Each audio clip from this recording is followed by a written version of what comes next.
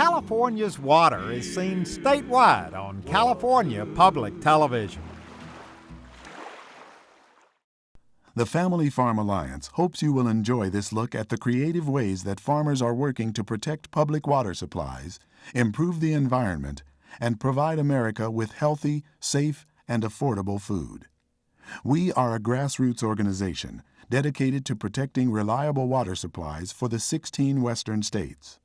To find out more about how we're helping to secure the future of the West, please visit us at www.familyfarmalliance.org. Did you know that California farmers today are producing more food with less water than ever before? That's one way our family farmers are helping to keep your food costs down. The California Farm Water Coalition is a nonprofit educational organization that has been serving the public with facts and analysis on farm water issues since 1989. You can find out more by visiting us at www.farmwater.org. Well, hello everybody, I'm Huell Howser. Get ready for an adventure and a water learning experience. Now let's set the stage. We all know that here in California, water always has been, always will be very important. Most people also know that in California, agriculture continues to be the #1 economic factor in our state. California farmers grow food and fiber not only for fellow Californians, but for people all over our country, all over this world. And what this adventure is all about, we're going to visit 3 places here in our state where the ag people and the water people have gotten together and created these wonderful new projects, these new ways of looking at water, ways to conserve it, to recycle it, to reuse it.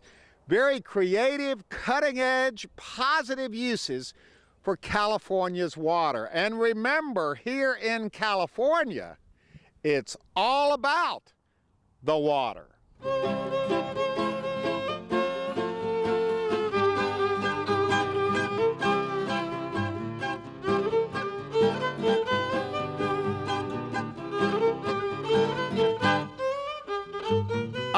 The good old California Delta.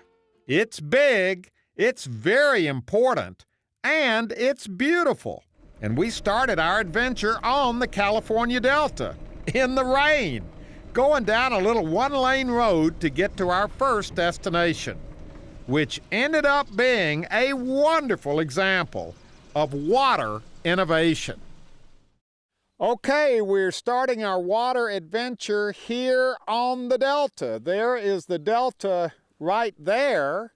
I'm standing here with, your name, sir, is? Dr. Stuart Siegel. Okay, now you've got all the facts and figures for us today, and my first question is, why are we starting this adventure here on the Delta? Well, the Delta is actually one of the most important places in the state of California for the water supply of this state. Through the Delta goes water for about 3 million acres of irrigated agriculture in California, and the water that goes through here supplies about 25 million people in northern and southern California. That's a lot of people, and I have a feeling that people in northern California know more about the Delta than people in southern California know. The Delta is critical, always has been, to our state's water supply.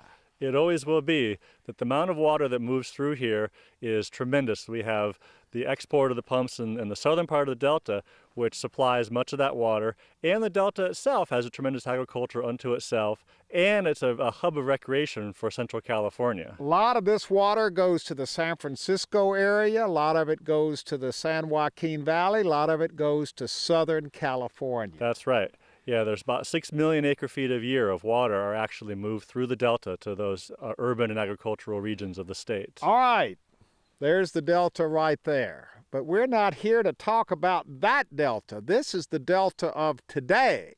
We're here to talk about this Delta, and this doesn't look like the Delta. To me, this looks like farmland, agricultural land. That's exactly right. So the delta of today is predominantly agricultural land. There's crops grown, there's cattle pasture in the delta. The delta of 150 years ago was all wetlands. And so this land we see before us here today, we're looking at bringing back to what the delta had 150 years ago. You're going to restore what part of the delta? We're going to restore a combination of the tule marshes the delta had, and the seasonal wetlands, and the natural grasslands that we find on the edge of the delta historically. Now, why is that important to water supply for agriculture and for people, for home use? Why is it important that we restore this part of the delta? Well, that is the beauty of the work that we're doing here today. So the way water is used in California is that we take a lot of water out of the environment to use for urban and agricultural purposes. And that always presents a challenge for the natural environment. And the government controls how much water can be taken. And so if we have the ability to restore a lot of the natural habitat that the delta once had, that provides a place for all the fish and wildlife and plants that used to be here. And that conflict between the water use and the natural environment becomes much less severe. So the government restricts the amount of water that can be taken out of the delta depending upon how the fish are doing, the wildlife, the plants, all of that. So what you're saying is, if you restore this, that means that we can take more water out of the delta? Well, it means that we can continue taking the water that we are taking and not have the conflicts that we've seen in the past of the challenge between the taking of that water and the natural environment that we have here in the Delta and in California. All right, now this is exciting. We have come literally. What is all this stuff right here? What is this? These are wetland plants that have landed here from the floods on the Yola bypass that we had about a month ago. So this is part of the Delta as well. That is correct. All right, now we have come to a very critical place as far as the future of the Delta is concerned. All's peaceful and quiet right now, but something very exciting is going to be happening right here. That's right. The ground that we're standing on this very minute won't be here when we finish this restoration project. Well, it'll be here, but it'll be underwater. Well, no, this ground probably won't be This here. ground may not be. Everything will be underwater. We can see the water here. That's the low tide of the Delta right now. And when we finish the restoration, we're going to dig a large channel from that water out into the middle of the property here. So the channel is going to actually go from the Delta over and take water out to this land out here. That's right, to the lowlands we see in front of us here. This is a unique part of the Delta because the elevation of the land here is exactly right to put the tides back on it with doing very little work. And why will this be important? Well, the wildlife's going to like this. That's right. This is a really important part of the Delta for a lot of fish species and for a lot of waterfowl, game waterfowl and non-game waterfowl. It's really a critical place. The salmon that spawn in the Sacramento River Valley, when the juveniles come down the rivers to go to the ocean, this is where they come through. So this is going to be teeming with fish, with wildlife, with birds.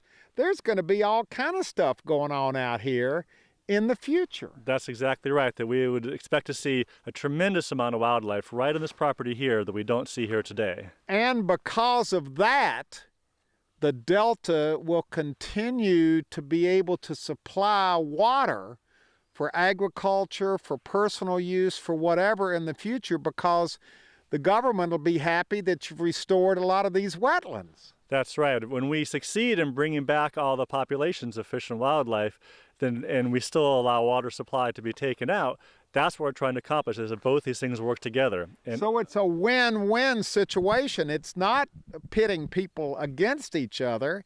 It's everybody working for the same reason, the same end result. That's exactly right. Everyone will benefit from this. Wow, this is exciting. I got to tell you, you could have fooled me that this is an important place. It's a beautiful place, but this is where it's all going to start, right here. That's right. This will be the first of the big restoration projects in the Sacramento-San Joaquin Delta, is right on this property. So in the years to come, we'll be able to come back and either stand right here or be right in the middle of one of the canals that's going through here, and remember the day we came out here in the rain and saw where it was all gonna take place right out here. That's right, and we'll bring you in on a boat that time. Well, if it keeps raining today, we may be in a boat today, but this is exciting. The future of the Delta is just, if not more important than the past and the present. They're all tied together. It's all part of the California water story. Okay, as our California water learning adventure continues, we have now left the Delta. We have come about 2 hours south of the Delta. We're now in Fresno County in the heart of the San Joaquin Valley. This is ag country right here. And it's also the site of another one of those innovative, creative, forward-looking projects going on to help everybody conserve and reuse water. And here to tell us about it, your name, sir, is? I'm Dennis Fulaski, General Manager of Panoche Water District. Okay, let's get right to it. This is exciting. This is your traditional, what is this, a field of? It's a field of alfalfa. Grow a lot of alfalfa here. There's alfalfa grown. It's a good market for it now. Okay, now, let's get to the water part, because I know enough about water to know that in a lot of these areas, especially in the San Joaquin Valley, you go down just a little ways and the water is so salty, it's so saline, that you can't use it to irrigate your crops. Is that correct? That's correct. It's always been considered problematic water, very saline. You couldn't do anything with it. What did you do with it? Couldn't do it. You just collect it. You'd have to move it out from the shallow aquifer, get it out, and generally just dispose it to the San Joaquin River, out into the Delta. You definitely could not use it to grow crops. That just wouldn't work. You couldn't use it to grow high-value crops, and that's what we need to be doing nowadays, is growing high-value crops. And take advantage of all of that water that you used to consider unusable. That's exactly right. All right, this is exciting. Look right over here. There it is, bubbling up out of the ground. And tell us what kind of water that is. This is very saline water. This is what you would call subsurface tile water that's collected from the very fertile fields in the Central Valley. So this is the very water that you used to not be able to do anything with. That's exactly right. This was, again, was problematic water. Couldn't be used as a resource. What we've done is turned it into a resource. All right, that's what you've done. You've collected it here. Instead of it being dumped into the river, you're collecting it here. We got a whole ditch full of it here. But the real exciting part of the story takes place right across the street, that big old green field over there. And that's where we're going next for the rest of this exciting California water story. Okay, we've come across the way to this field of grass. And Dennis, I gotta tell you, I'm from the city. This just looks like a field of grass to me, but this field of grass is a game changer, isn't it? It is. This grass is very, very salt tolerant, can consume 4 to 4.5 acre feet of water annually, which is a lot of saline water. This is a 6,000 acre project. And that's a tremendous amount of saline water we can take out of the San Joaquin River. So you're growing this grass with saline water, the water that you used to throw away because it was useless. Yeah, water that used to be discharged down the San Joaquin River. How did you come up with this idea of growing? This is not an overnight project. This is something that we've had, we've been doing this for 12 years. This particular field we're in is 12 years old. It's healthier now than the day we planted it. And it's not, we consider a pilot project. This is the real deal.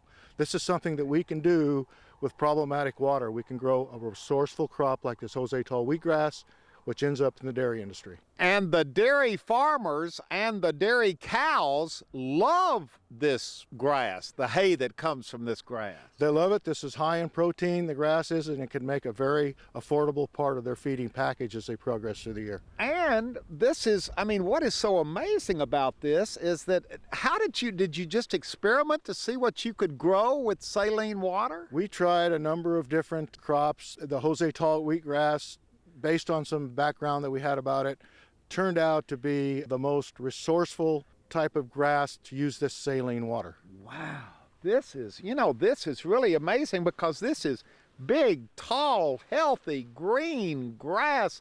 As far as the eye can see, we're talking about 6,000 acres using a lot of water, that would never have been used before. So you've figured out that the saline water will grow grass where you can make hay out of it. You know it doesn't work for what? Tomatoes and asparagus and cantaloupe and all the other more traditional crops, right? Yeah, way too salty for any of those types of crops. We figured out that this grass handles it the best, but the most important part about this grass is that it eliminates about 87% of the salt coming off of this area from ending up in the San Joaquin River. It stays with this grass. The grass, when it's growing, just incorporates it doesn't taste salty to the cows? No, the grass actually is high in protein. We don't really see a lot of stripping from the salt in the grass. Well, what we think is going on is that the roots are so fibrous that they may be displacing a lot of the salt. Just absorbing possibly. The salt. They could be just absorbing. Wow, well, it's fascinating that you've come up with grass, and you know what? That's just as useful and just as good a purpose as anything. You need grass, you need hay, so it works. And if this grass weren't here, what would be growing right here? There'd be nothing. This ground is marginal at best, does not have a water supply, so you'd probably just see a fallow field here that could be a future pest habitat. Yeah. So what we've done is we've converted this into something that's a very high value crop. Look at this, Cameron. As far as you can see, this beautiful grass blowing in the morning breeze, and it's all being grown with saline water that in the past was totally unusable and is now being put to a very good use, a very productive use. But there's more saline water and more uses for saline water, Dennis. Yeah, we found out that the pistachio trees do excellent on this saline water. These trees that are behind us are 8 years old. The yields off these trees are fantastic. The subsurface water below these trees, it's about 3.5 feet deep. Very saline water, and the trees are thriving. How did you figure that out? Because for years they had to be watering the pistachio trees with good water, not with saline water. Well, I'm not so sure that we figured it out. We knew that they were salt tolerant. We didn't know to what extent. So we said, let's try it. And we've been so successful with these first planting of trees that we're expanding this field as we go on an annual basis. And something else you're very proud of, you wanted to specifically talk about this, was partnerships that you're forming because of pumping this saline water and using it. That's exactly correct, Huell. This saline water historically has been discharged to the federal refuges and the Grassland Water District, which is a privately owned duck club area. We have displaced that saline water on this reuse area, made for them to have a very clean water supply, develops a fantastic partnership. So they're happy that you're not putting the saline water on that land anymore. You're using it to grow things, and you're not putting it like in the river or other places. Yeah, they're very satisfied that the saline water is not ending up on their lands anymore. We still are putting a small amount to the San Joaquin River, but we hope to be to zero discharge in the not too near future. Isn't this interesting? Who would have ever thought it? I bet you water people in California 50 years ago, 40 years ago, 30 years ago, certainly 100 years ago, would never have thought, look at this, that this water would have such a productive use, that you could actually use it for something. Yeah, it's problematic water. We've decided to take the high road, treat it as a resource. You see what we've done with it. Yeah. Well, congratulations. Right. And I got to tell you, this dog makes a statement too. What kind of dog is that? This is a great Pyrenees. I thought it was a polar bear when I first saw it today. Yeah, he's my all-time buddy. Wow. He's a water dog. And our water adventure continues. I should say it's found right out here on the project.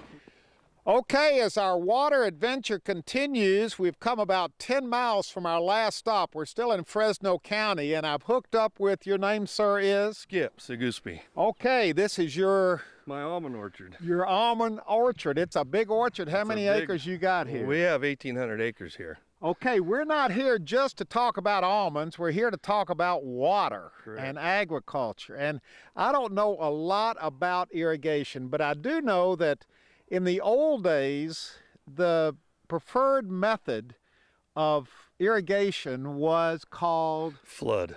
which meant you just opened up the gates and Correct, and let it flow out through the whole field. flooded it. Flooded it. Okay, now that still goes on to a limited degree. Correct. But nowadays, most farmers do what? They go to the drip system now. And we just happen to be standing next to the drip. Skip's not happy that we're showing one of his trees out, but he planted another one right here. And this open space kind of allows us the opportunity to show how drip irrigation works. It uses precise amounts of water and really conserves water, doesn't it? And it puts it right to the actual zone that the tree needs. It's not flooding the whole extra soil that we're not using.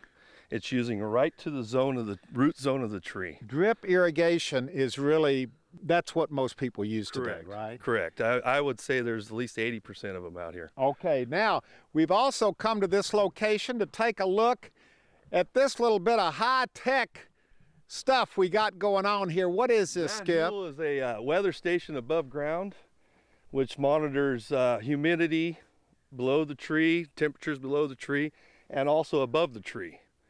And wind speed, rain gauge, all your little goodies in a weather station. You understand that farmers 50 years ago would have thought you were crazy if you said something like that. They did. They all relied on what they had in their knowledge from what they've learned through the years and watching the tree or the crop grow on the other side. Well, you still do that, but do. it's been We do. augmented and supplemented by this high-tech stuff. Correct. Makes it a little easier now. We can actually sleep a little better. But as high-tech as all this is, that's not why we're here. There's something else very exciting going on here that we can't even see because it's not even above ground. Particularly right here, no, you can't see it, but when I get back to the office and we got a computer screen, I can show you everything that's right on the screen.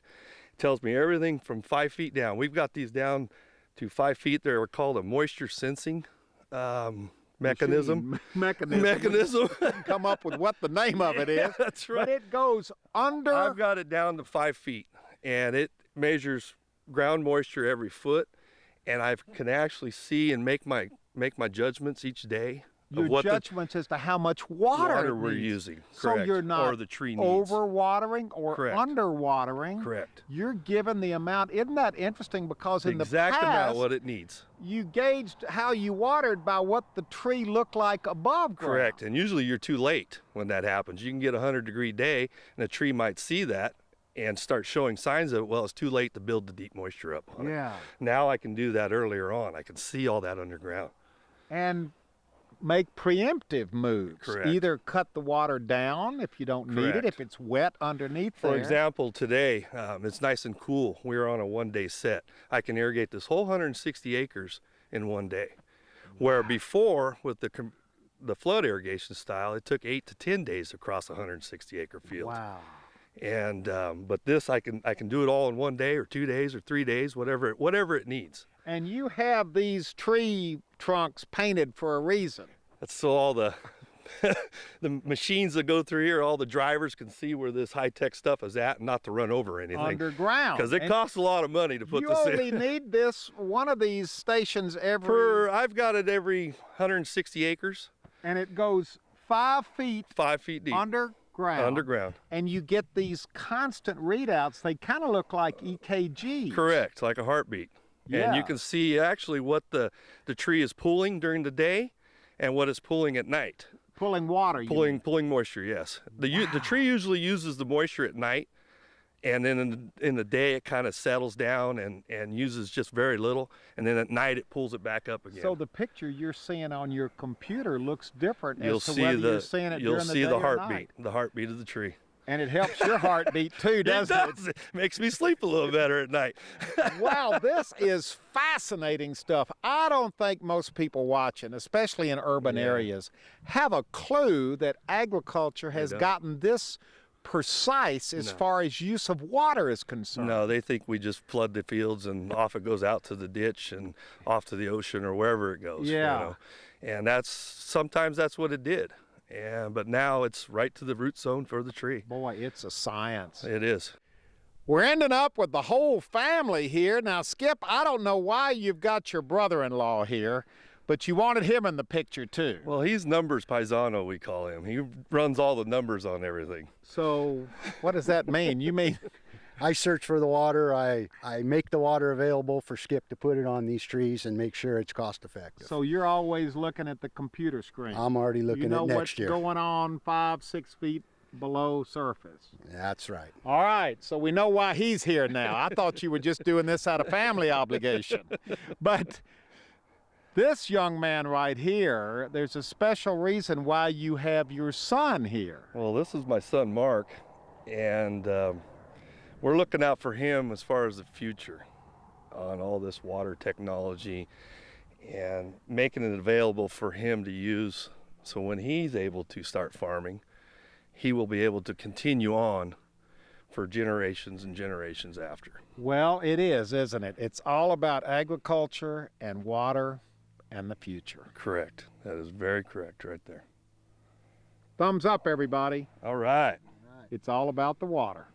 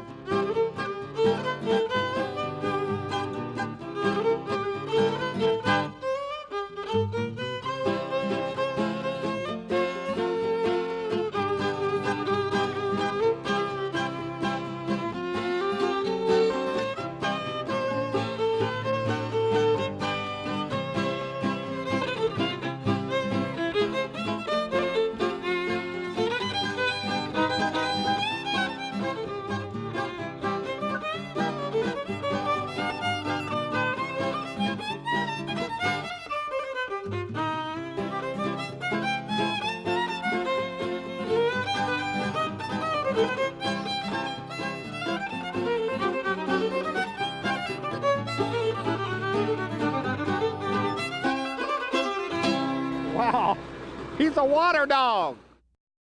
Whether it means joining a bucket brigade in Oregon or a march in the Central Valley, the members of the Family Farm Alliance are working hard to keep water flowing to western farmlands. A reliable water supply is essential for the future of the West. To learn more about how we are cooperating with communities, public agencies, tribal leaders, and resource managers throughout the western states, please visit us at www.familyfarmalliance.org. The California Farm Water Coalition hopes you have enjoyed this program. Our members from Redding to the Imperial Valley are responsible for the stewardship of more than 5 million acres of irrigated farmlands. Innovation, the wise use of resources, and a reliable water supply are all essential for the benefits that agriculture provides to California families and the nation. Remember, food grows where water flows. Well, hello everybody, I'm Huell Howser, and I sure hope you enjoyed this innovative California water adventure. Now, if you'd like to go on this adventure again, share it with family or friends, or more importantly, because it is very important that young people know about water use in California, if you'd like to buy a copy for your local library or school, of course, all you have to do is call 1-800-266-5727. And we'll be glad to send you a DVD right away.